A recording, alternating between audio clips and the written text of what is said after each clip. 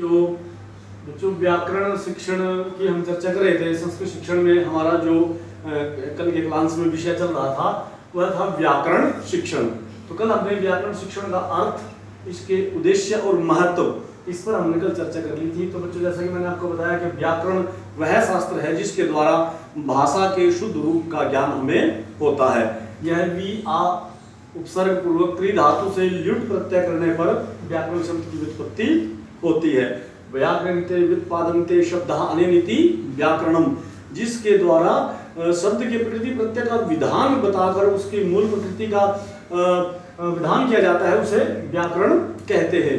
और व्याकरण के महत्व की अगर बात करें तो षड वेदांगों में व्याकरण को जो है स्मृतियों का जो हमारे वेद शास्त्रों का जो है इसको मुख कहा गया है। मुखम व्याकरणम स्मृतम ऐसा कहा गया है। तो इतना महत्व है व्याकरण का। किसी भी भाषा को अगर हमने शुद्ध रूप से जानना है, सीखना है, तो उसके व्याकरण को अवश्य सीखना चाहिए। तो बच्चों अगर हम संस्कृत शिक्षण की बात कर रहे थे, संस्कृत व्याकरण की बात कर रहे थे, तो संस्कृत भाषा जो है वैज्ञानिक भाषा है और इसका व्याकरण भी बहुत ही वैज्ञानिक है। यह अपने वैज्ञानिक रूप के कारण ही आज अपनी विशुद्ध व्याकरण के कारण ही अपने शुद्ध रूप को आज भी संस्कृत भाषा अपनाए हुए है।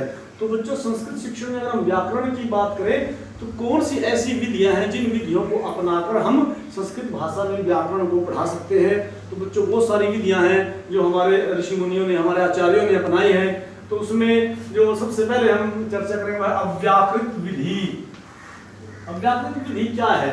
इस विधि में बच्चों क्या है, अलग से व्याकरण की शिक्षा बच्चों को नहीं दी जाती, बल्कि शुद्ध बोलने के द्वारा, शुद्ध भाषण के द्वारा, शुद्ध लिखने के द्वारा जो है भाषा को का शुद्ध रूप सीख लिया जाता है।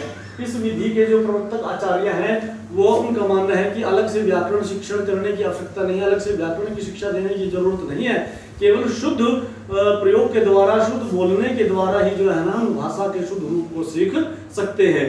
और जिस प्रकार हम मातृभाषा को सीखते हैं घर में बच्चा, उसी प्रकार जो है हम अन्य भाषाओं को भी सीख सकते हैं। लेकिन बच्चों इस विधि में जो है भाषा के शुद्ध रूप को तो हम सीख सकते हैं, लेकिन जो बहुत सारे असंख्या जो व्याकरण के नियम हैं जिनके द्वारा विभिन्न शब्दों की उत्पत्ति बतलाई गई है, ऐसे नियमों का इसमें ज्ञान नहीं हो पाता। इसलिए यह विधि उपयुक्त विधि नहीं मानी जाती, दोषयुक्त विधि है, क्योंकि इसमें व्याकरण की अलग से शिक्षा बच्चों को नहीं दी जाती, बल्कि केवल वो ये मानते हैं कि भाई जो है ना बच्चों को शुद्ध बोलने के साथ साथ ही शुद्ध भाषा के प्रयोग के द्वारा ही हम भाषा सिखा सकते हैं। तो इसलिए यह विधि उतनी उपयुक्त नहीं मानी जाती। दूसरी विधि है बच्चों सहयोग विधि। सहयोग विधि में क्या होता है कि जब हम भाषा का जो साहित्य बच्चों को पढ़ाते हैं, साहित्य पढ़ाते समय ही जब काव्य पढ़ा रहे हो या हम गद्य पद्य रचना जो भी बच्चों को पढ़ा रहे हो, उसी समय उसके साथ साथ ही बच्चों को व्याकरण की शिक्षा भी दी जानी चाहिए। ये अलग से व्याकरण की शिक्षा देने के समर्थन नहीं करती है विधि। ये कहते हैं कि भाषा को पढ़ाते समय जब गद्य पद्य व्याकरण आप जो भी पढ़ा रहे हो, उसी के साथ साथ ही शब्दों की व्युत्पत्ति भी बच्चों को बता दी जानी चाहिए। इससे जो है भाषा अच्छी से आसानी से सीखी जा सकती है। लेकिन बच्चों इस विधि में भी दोष है। इस विधि का दोष यह है कि व्याकरण की सभी बारीक नियमों की जो शिक्षा है वह सहयोग विधि से नहीं दी जा सकती। साहित्य पढ़ाते समय, काव्य या जो भी अन्य विधाएं हम पढ़ाते समय हर प्रत्येक शब्द की व्युत्पत्ति अगर व्याकरण की दृष्टि से उसी समय बताएंगे तो इससे जो है बच्चों बहुत व्यवधान पैदा हो जाता है। तो इसलिए इस विधि में जो है व्याकरण का पूर्ण ज्ञान बच्चों को नहीं दिया जा सकता।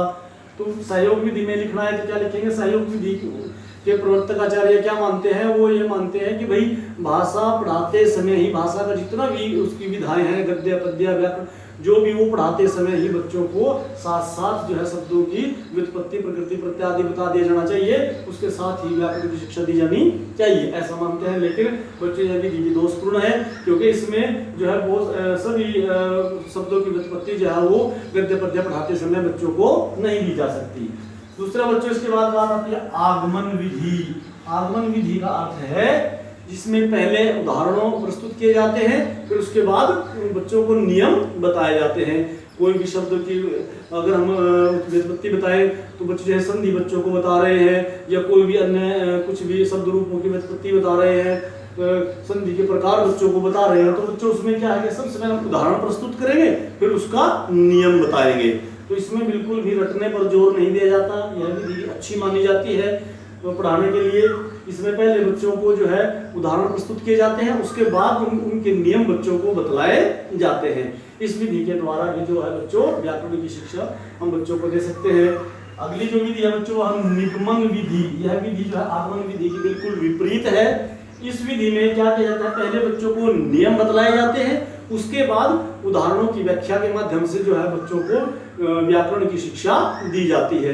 कोई भी हम व्याकरण का कुछ भी बच्चों को पढ़ाए तो सबसे पहले उसके नियम बच्चों को बतलाते हैं कि बच्चों ऐसा ऐसा होता है, इस प्रकार से नियम बताएंगे बच्चों को, नियम रटवाएंगे, नियम बताने के बाद फिर उनकी उदाहरणों के द्वारा उनको बच्चों को समझाया जाता है। यह विधि आगमन, ये दोनों विधि एक दूसरे की विपरीत है बच्चों। अगली जो विधि है बच्चों है पाठ्य पुस्तक विधि। पाठ्य पुस्तक विधि का अर्थ क्या है कि इसमें क्या है कि छात्रों की योग्यता के अनुसार कक्षा के अनुसार जो है व्याकरण की अलग से पाठ्य पुस्तक लगा दी जाती है, व्याकरण की पुस्तक लगा दी जाती है, उसमें से बच्चों को पढ़ाया जाता है। लेकिन इस विधि का बच्चों दोष क्या है कि कुछ शिक्षक जो है वह व्याकरण की को भी जो है ना सामान्य पाठ्य पुस्तक के समान ही पढ़ाते हैं, केवल उसी में से उदाहरण प्रस्तुत करेंगे। इससे बच्चों को पूर्ण ज्ञान नहीं हो पाता, बच्चे केवल व्याकरण पुस्तक के द्वारा जो दिया गया ज्ञान है उसी तक ही सीमित रह जाते हैं। इसमें जो है 6th क्लास 7th 8th जो भी कक्षा बच्चे की होती है उसके अनुसार व्याकरण की पुस्तक निर्धारित कर दी जाती है, उतना ही ज्ञान छात्र ले पाता है। तो कुछ शिक्षक क्या करते हैं बच्चों जो है वो व्याकरण की पुस्तक को भी सामान्य पाठ्य पुस्तक की जैसे ही पढ़ा देते हैं, तो इसलिए इस विधि में व्याकरण का अच्छी तरह से ज्ञान विद्यार्थियों को नहीं दिया जा सकता, यह विधि भी दोषयुक्त मानी जाती है। नेक्स्ट है बच्चों सूत्र विधि। यह व्याकरण संस्कृत व्याकरण शिक्षण की सबसे प्राचीन विधि है। इसमें बच्चों को अष्टाध्यायी इत्यादि के सूत्र जो है वो याद करवाए जाते हैं, रटवाए जाते हैं, उसके बाद उन सूत्रों की के द्वारा जो है भाषा का ज्ञान बच्चों को दिया जाता है।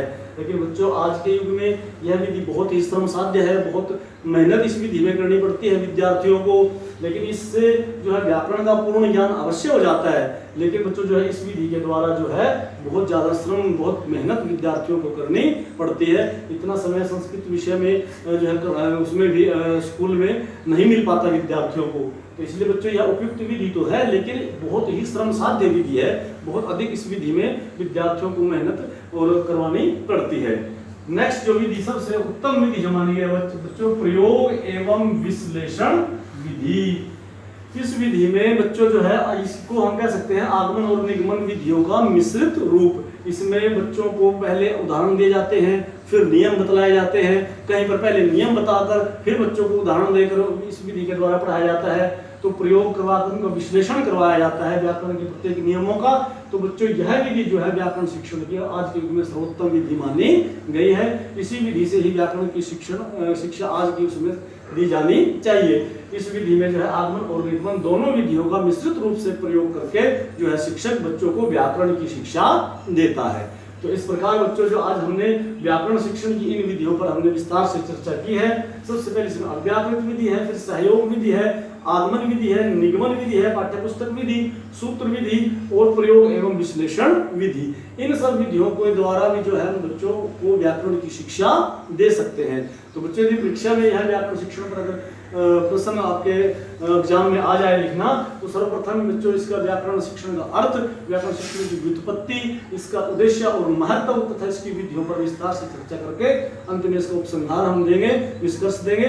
तो इस प्रकार बच्चों यह क्वेश्चन जो आपके पूरे 16 मार्क्स में परीक्षा में किसी भी दृष्टि से यदि आ जाए तो आप इसको इस प्रकार से लिख सकते हैं। कहीं पर किसी विद्यार्थी को यदि कोई समस्या रहे तो बच्चों इसको हम कल परीक्षा में दोबारा चर्चा करेंगे।